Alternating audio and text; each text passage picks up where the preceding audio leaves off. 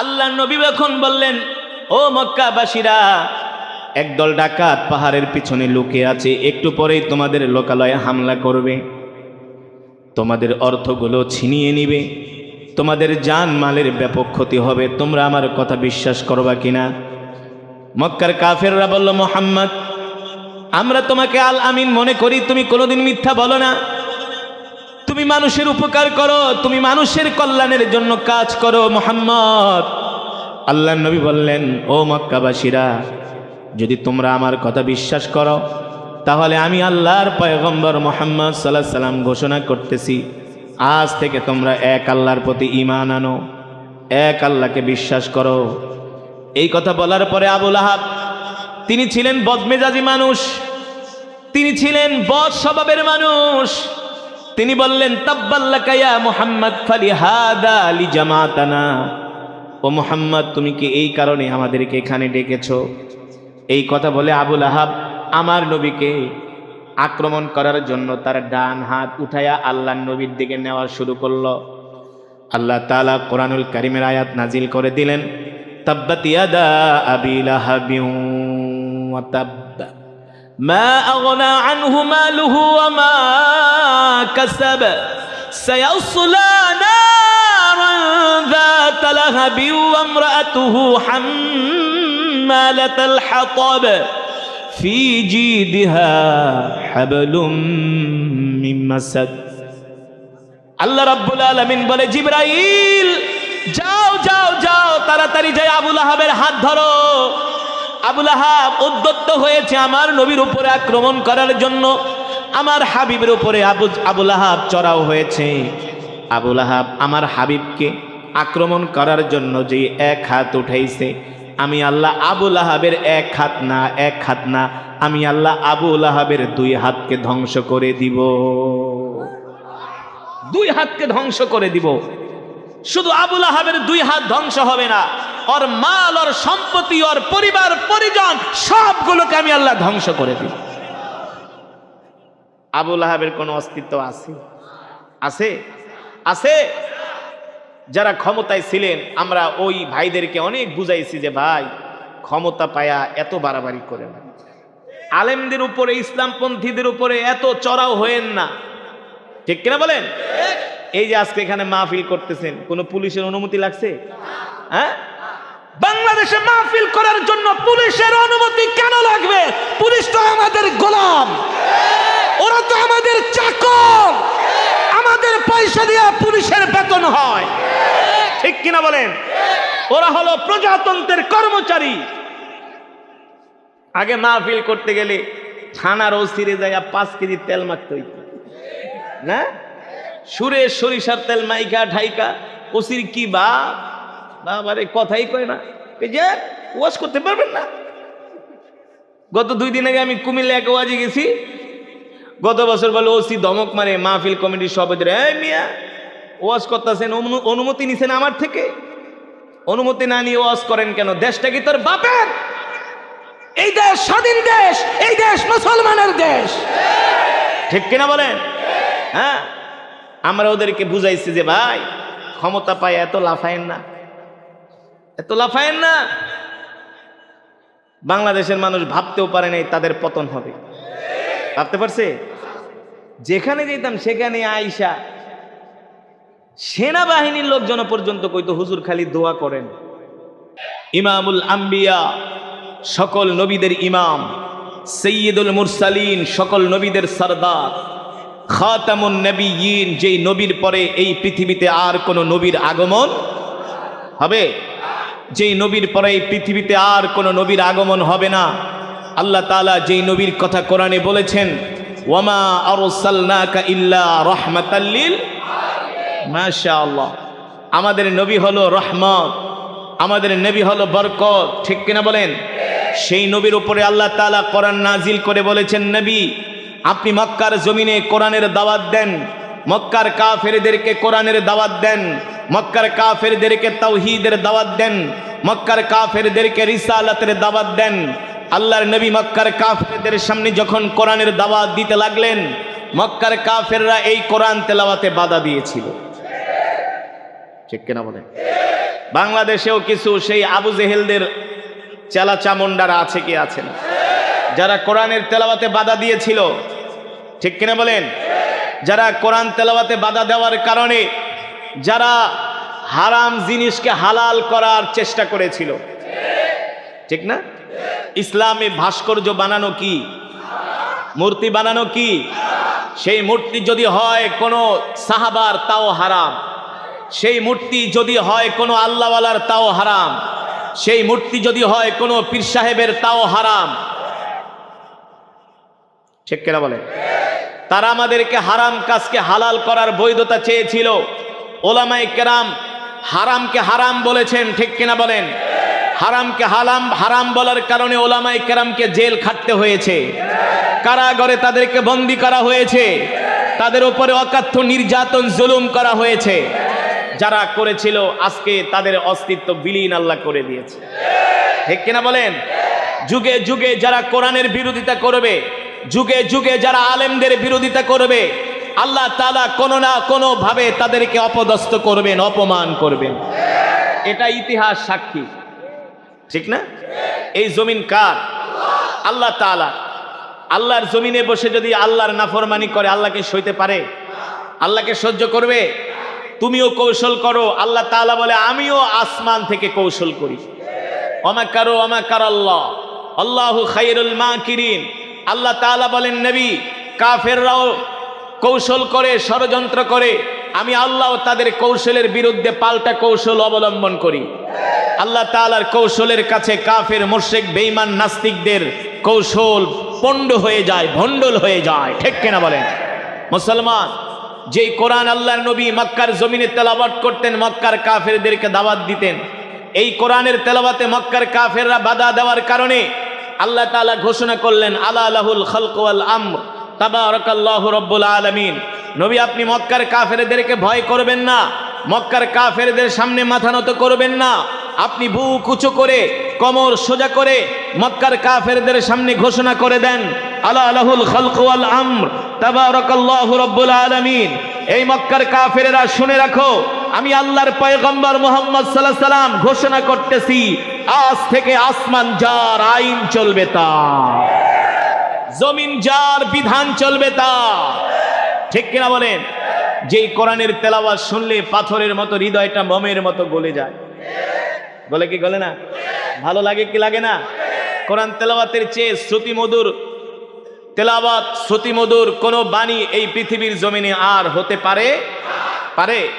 যেই কোরআনুল কারীমের তেলাওয়াত শুনে কাফেররা পর্যন্ত কালেমা পড়ে মুসলমান হয়ে গিয়েছেন, ঠিক কিনা বলেন? সেই কোরআনের আইন যদি বাংলার জমিনে প্রতিষ্ঠিত হয়ে যায়, সেই কোরআনের শাসন যদি প্রতিষ্ঠা হয়, কেমন হবে? কেমন হবে? আল্লাহু আকবার। এখন তো পকেটে 500 টাকা নিয়ে আপনি জিরাবো যান, জিরাবত থেকে গুলিস্তানের বাসে ওঠেন, দেখবেন বাস থেকে নামার সাথে সাথে আপনার 500 টাকা হালতা রমিন ফুতুর, হ্যাঁ, ঠিক না? পকেট মার আপনার 500 টাকা পকেট মেরে নিয়ে যাবে, কিংবা আপনার জামা একেবারে ব্লেড দিয়া কেটে নিয়ে যাবে। আর কপাল ভালো হইলে আসলে আর বিলের ভিতরে খাম্বার লাগে বাঁধবে। কথা বলেন, সঠিক না বেঠিক? কিন্তু আল্লাহর কোরআনের আইন যদি বাংলার জমিনে প্রতিষ্ঠা হয়ে যায়, সংসদ থেকে যদি কোরআনের আইন পাশ হয়, আপনি 500 টাকা কেন, 5 লক্ষ কেন, 5 কোটি টাকা হাতে নিয়ে আপনি রাস্তায় বের হবেন, পকেট মার, চোর, ডাকাত তো দূরের কথা, শয়তানও আপনার দিকে ভুলেও তাকাবে না। কথা বলেন? কারণ শয়তানও ভুলে তাকাবে না, জানে যদি আমি এখন তার থেকে টাকা ছিনতাই করি, আগামীকাল সকালে আল্লাহর বাহিনী আমাকে ধইরা সবার সামনে হাত কেটে দিবে, ঠিক কিনা বলেন? সৌদি আরবে তেমন কোনো কোরআনের আইন নাই, মাত্র হাতে গোনা 3-4টা কোরআনের আইন আছে। সৌদি আরবে ধর্ষণ একেবারে জিরোর কোঠায়, ধর্ষণ, ইফটিচিং। আর বাংলাদেশে ধর্ষণ তো প্রতিনিয়ত হচ্ছে। বাংলাদেশে যেভাবে ধর্ষণ হচ্ছে, আইয়ামে জাহেলিয়াতকে হার মানায়, ঠিক কিনা বলেন? আর সৌদি আরবে আপনি একটা নারীর দিকে চোখ তুলেও তাকাইতে পারবেন না, চোখ তুলেও তাকাতে পারবেন না, আপনাকে পুলিশ এসে অ্যারেস্ট করবে। কারণ কি? ধর্ষণ তো দূরের কথা, কোনো নারীর দিকে চোখ তুলে তাকালে পুলিশ এসে অ্যারেস্ট করে আপনাকে জেলখানায় ঢুকাবে। আর যদি ধর্ষণকে ধরতে পারে, ধর্ষককে তাকে পাথর মেরে হত্যা করা হবে, ঠিক কিনা বলেন? কোনো চোরকে যদি ধরা হয়, চোরের হাত কেটে দিলে ওই চোর কোনোদিন আর চুরি করবে? এই এলাকার যদি কোনো চোর ধরা হয় আর ওই চোরকে যদি এই কলেজ মাঠে এনে হাজারো মানুষের সামনে যদি তার হাতের কবজি কেটে দেয়, কোনোদিন আর ওর দেখা দেখি কোনো চোর চুরি করার সাহস পাবে? জোরে বলুন, সাহস পাবে না। এই কারণে বাংলাদেশে যেই দুর্নীতি হয়, কয় টাকার বাংলাদেশের যেই বাজেট হয়, কয় টাকার আর কাজ হয়? যদি বাজেট হয় 5,000 কোটি টাকা, চুরি করে খায়াই ফালায় 3,000 কোটি টাকা। ঠিক কিনা বলেন? 2,000 কোটি টাকা দিয়ে কাজ করে, আর ওই 2,000 কোটি টাকা দিয়ে কাজ করার পরে দেখা যায় 6 মাস পরে রাস্তার পিচ ডালাই ফেটে যায়। ঠিক কিনা বলেন? আবার তো অনেক ইঞ্জিনিয়াররা রডের বদলে বাঁশও দেয়। কি দেয়? রডের বদলে কি দেয়? বাঁশ দেয়। এই দেশে যদি কোরআনের আইন প্রতিষ্ঠা হয়ে যায়, যে ইঞ্জিনিয়াররা রডের বদলে বাঁশ দিব, ওদের পাছা দিয়া বাঁশ ঢুকানো হবে। ঠিক কিনা বলেন? এখন এই কথাগুলো বলবে কারা? এই কথাগুলো কারা বলবে? আলেম ওলামারা ছাড়া কখনোই হক কথাগুলো বলবে না।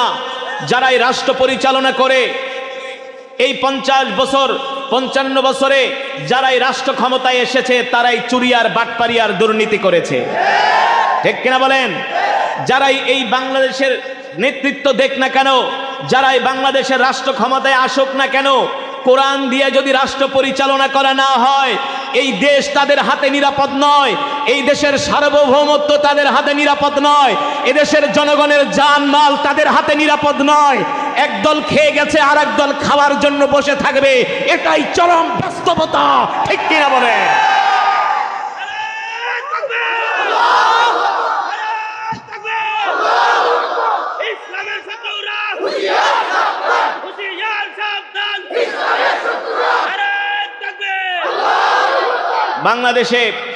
বাংলাদেশের অনেক ইউনিয়নে আলেম চেয়ারম্যান আছে, আলেম উপজেলা চেয়ারম্যান আছে, যে দেখবেন 2 টাকাও দুর্নীতি বের করতে পারবেন না।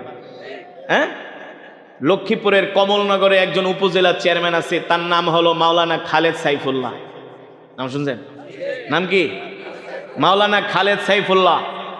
তিনি ঢাকা থেকে হাতিয়া যান যেই লঞ্চে, তিনি কোনো ভিআইপি কেবিনও ব্যবহার করেন না। তিনি যান লঞ্চের ডেকের মধ্যে শুয়া। ঠিক কিনা বলেন? তিনি ইসলামী আন্দোলনের একজন চেয়ারম্যান। হক কথা বললে তো চোরদের মজা লাগবে না, ঠিক না? তিনি লঞ্চের মধ্যে কলা রুটি খান। কি খান? কলা রুটি খান। তার ইউনিয়ন পরিষদের বিল্ডিং ভেঙে গেছে। তিনি নিজের হলেন রাজমিস্ত্রি, আর তার পার্সোনাল সেক্রেটারি হলো যুগালি। যুগালি বানু বানায় দিতেছে, আর চেয়ারম্যান সাহেব নিজে ইট গাঁথতেছে। কই পাবেন? আর ইতিপূর্বে যারা রাষ্ট্র পরিচালনা করছে, নির্বাচনের আগে রিকশায় চলে, আর নির্বাচন যাওয়ার 6 মাস পরে BMW গাড়ি নিয়ে ঘোরে। এই পয়সা কার পয়সা? কাদের? এই দেশের গার্মেন্টস শ্রমিকদের পয়সা, রেমিটেন্স যোদ্ধাদের পয়সা। ঠিক কিনা বলেন? আসলে কোরআন তেলাওয়াত সবার কাছেই মজা লাগে, কিন্তু কোরআনের কথা বললে আর মজা লাগে না, ঠিক না? যারা ইতিপূর্বে রাষ্ট্র ক্ষমতায় ছিলেন, ওই দলের এক মন্ত্রী আমাকে বলতো, হুজুর আমি আপনার তেলাওয়াত সব সময় শুনি, খুব মজা লাগে হুজুর। সকালেও শুনি, সন্ধ্যায় শুনি, সব সময় শুনি। বুঝেন নাই? আপনার তেলাওয়াত হুজুর এত মজা লাগে, রাইতে ঘুমায় শুনি। আমাকে মাশাআল্লাহ। হুজুর আপনার বিরুদ্ধে আমার একটা অবজেকশন আছে। আমি কি যে কোন? আপনি কোরআন তেলাওয়াত করেন সুন্দর, কিন্তু আপনার ওয়াজ মাগান আমার কাছে ভাল লাগে না। ওয়াজ কি লাগে না?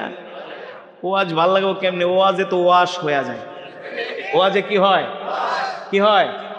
ওয়াজে তো ওয়াশ হয়ে যায়। আমি ঠিকই কইছেন, আপনি ঠিকই কইছেন। ওয়াজ আপনার কাছে ভাল লাগবো কেমনে? আরে কোরআন তেলাওয়াত তো আবু জেহেলের কাছেও ভাল লাগতো। কথা কেন গেলা?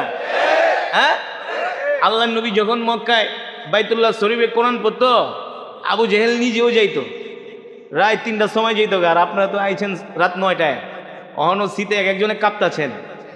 আর আবু জেহেল যেত কয়টায়? রাত 3টা বাজে যাইতো, যে আল্লাহ নবীর তেলাওয়াত শুনতো। বুঝেন নাই?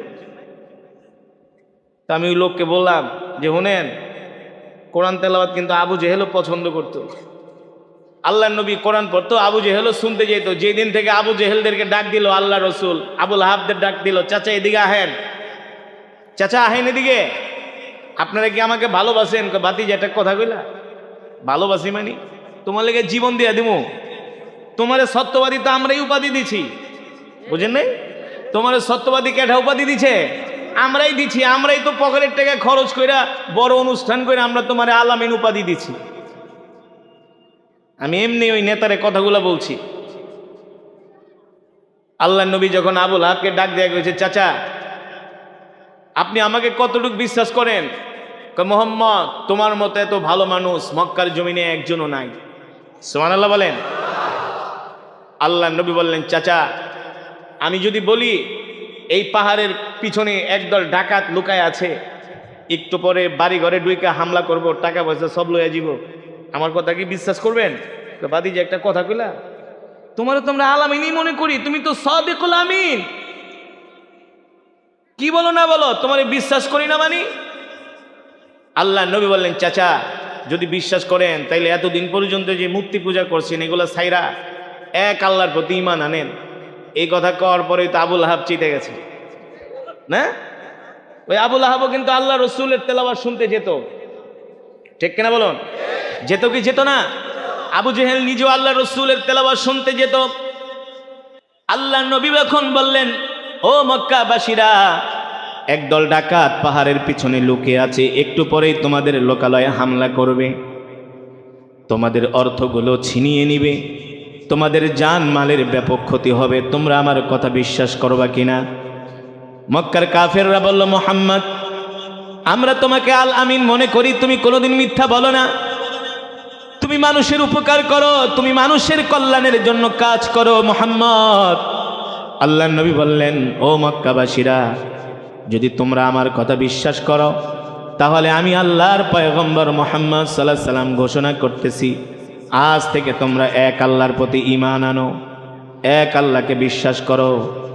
এই কথা বলার পরে আবুল আহাব, তিনি ছিলেন বদমেজাজি মানুষ, তিনি ছিলেন বদ স্বভাবের মানুষ, তিনি বললেন, তাব্বাল্লাকা ইয়া মুহাম্মদ ফালিহাদা লিজামাতানা, ও মুহাম্মদ তুমি কি এই কারণে আমাদেরকে এখানে ডেকেছো? এই কথা বলে আবুল আহাব আমার নবীকে আক্রমণ করার জন্য তার ডান হাত উঠায়া আল্লাহ নবীর দিকে নেওয়া শুরু করলো।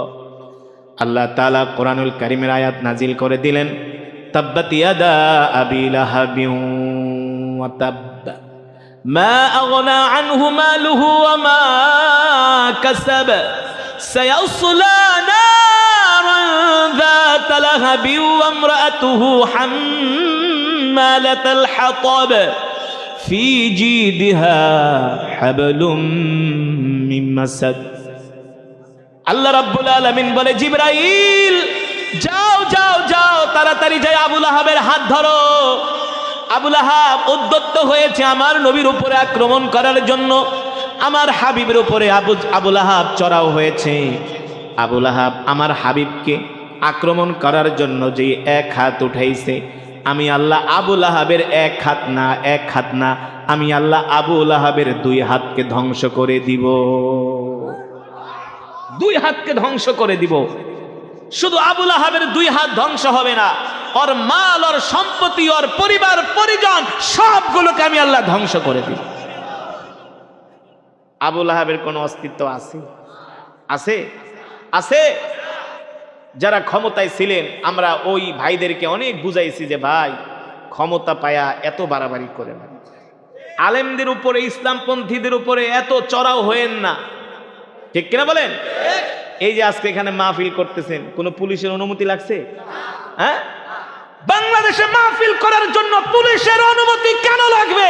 পুলিশ তো আমাদের গোলাম, ওরা তো আমাদের চাকর, আমাদের পয়সা দিয়ে পুলিশের বেতন হয়, ঠিক কিনা বলেন? ওরা হলো প্রজাতন্ত্রের কর্মচারী। আগে মাহফিল করতে গেলে থানার ওসিরে যায় 5 কেজি তেল মাখতে হইত না, সুরে সরিষার তেল মাইকা ঢাইকা, ওসির কি বাবারে কথাই কয় না, যে ওয়াজ করতে পারবেন না।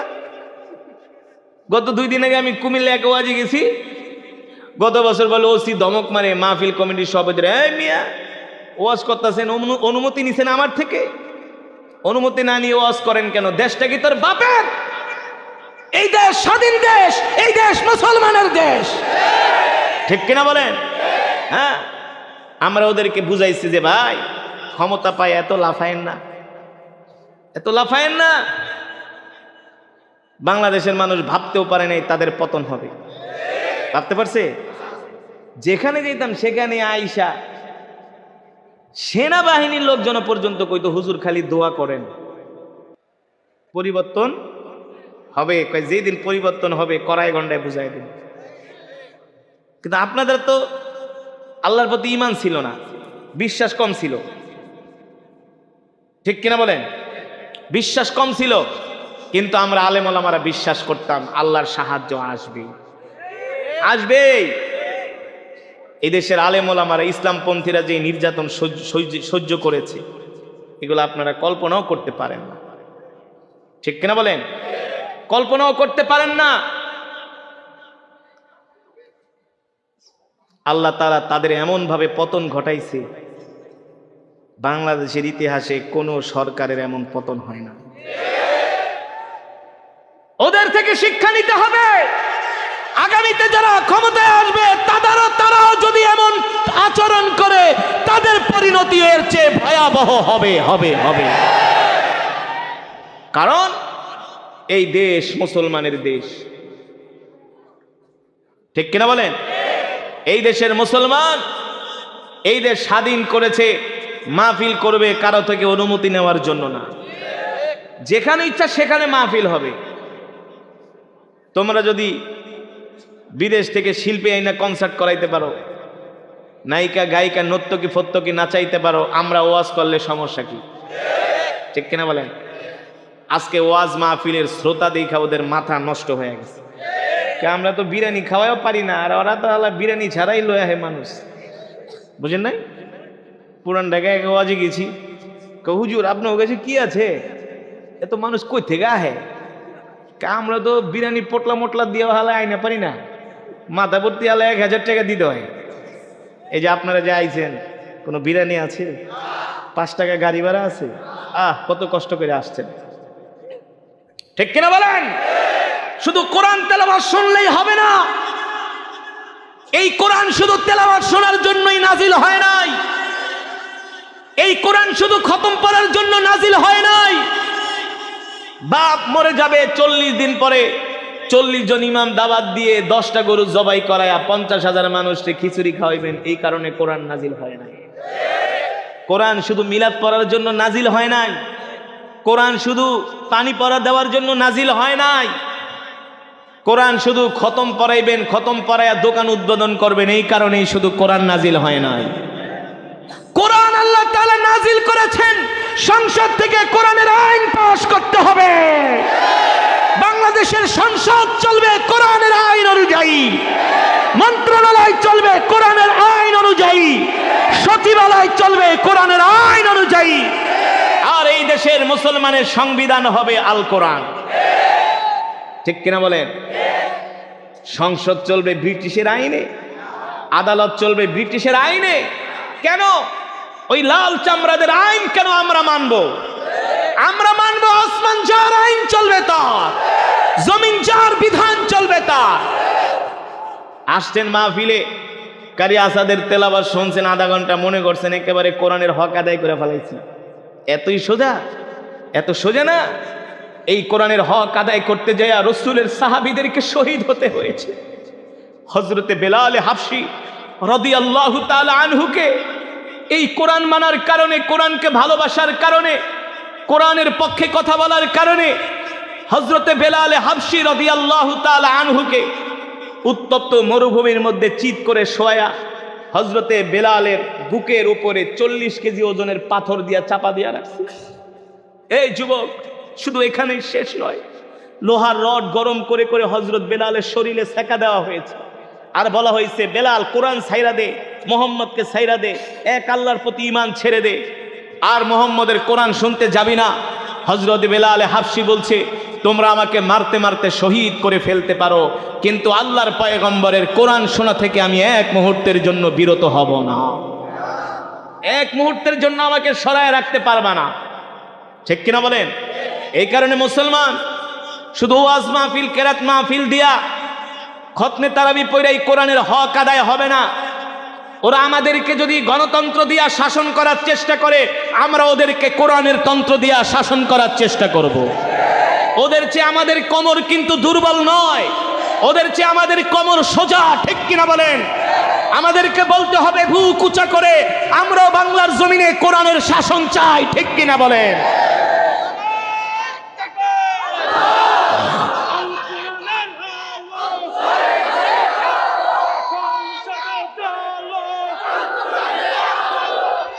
আমি বলছি, কোন মুসলমান হয়ে যদি কোরআনের আইনের বিরোধিতা করে, শরিয়া আইনের বিরোধিতা করে, ওটা মুসলমান না, ওটা হলো হারামজাদা। ওটা কি? নিজের মুসলমান দাবি করবা, আমি ধর্মভীরু মুসলমান, আমার বাপ দাদা মুসলমান। মুসলমান হওয়ার স্বীকার করার পরে যদি তুমি কোরআনের আইনকে বিশ্বাস না করো, তোমার ঈমানই থাকবে না, ঠিক কিনা বলেন? এই দুনিয়া কয়দিনের? আর একটা কথা, আমরা বাংলার জমিনে কোনো নারী নেতৃত্ব দেখতে চাই না। এত পুরুষ থাকতে নারীরা কেন আমাদেরকে নেতৃত্ব দিবে? এদেশের মুসলমানের হাতে চুরি পরা উচিত, এদেশের মুসলমানের হাতে চুরি পরা উচিত। এদেশের জনগণের লজ্জা নাই, আমাদেরকে নেতৃত্ব দিবে পুরুষেরা, ঠিক কিনা বলেন? এত শিক্ষিত পুরুষ থাকতে আমরা কেন নারীর নেতৃত্ব মেনে নিব? যেই দেশে নারীর নেতৃত্ব থাকে ওই দেশে গজব পড়ে, ওই দেশে শান্তি আসে না।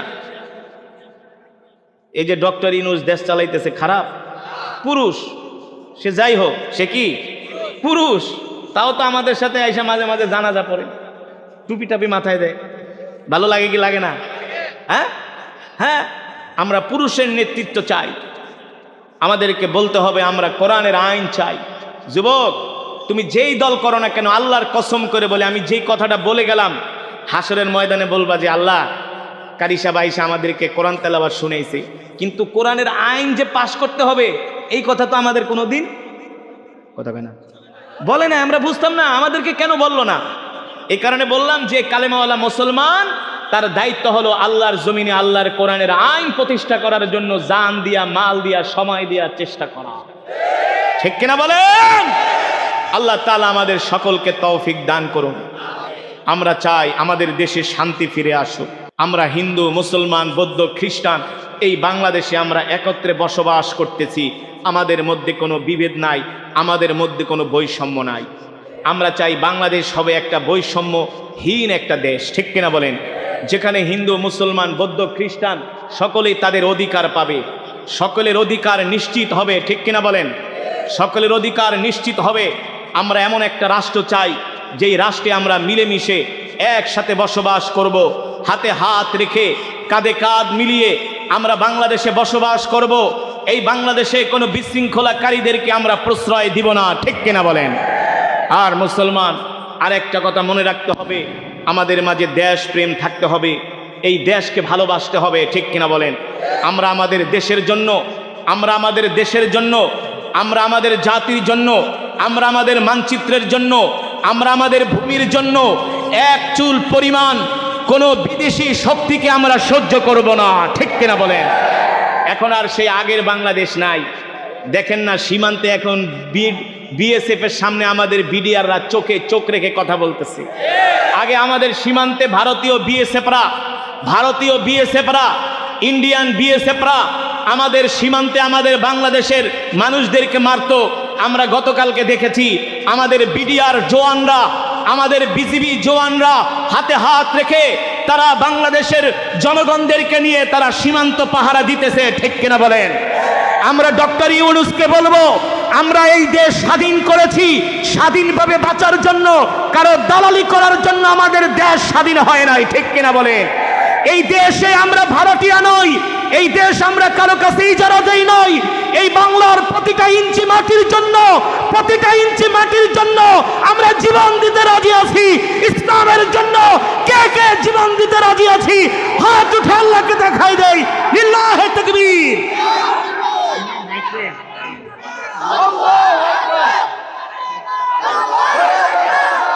বসেন।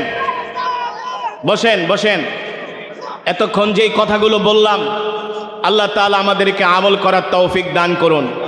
মৃত্যুর আগ পর্যন্ত যেন আমরা কোরআন অনুযায়ী চলতে পারি, আল্লাহ তাআলা আমাদের তৌফিক দান করুন। এই আশাই প্রত্যাশা ব্যক্ত করে আমি আমার সংক্ষিপ্ত আলোচনা তেলাওয়াত এখানে শেষ করছি। ওমা আলাইনা ইল্লাল বালাগ, নাসরুম মিনাল্লাহি ওয়া ফাতহুন করিব ওয়া বাশশিরিল মুমিনিন।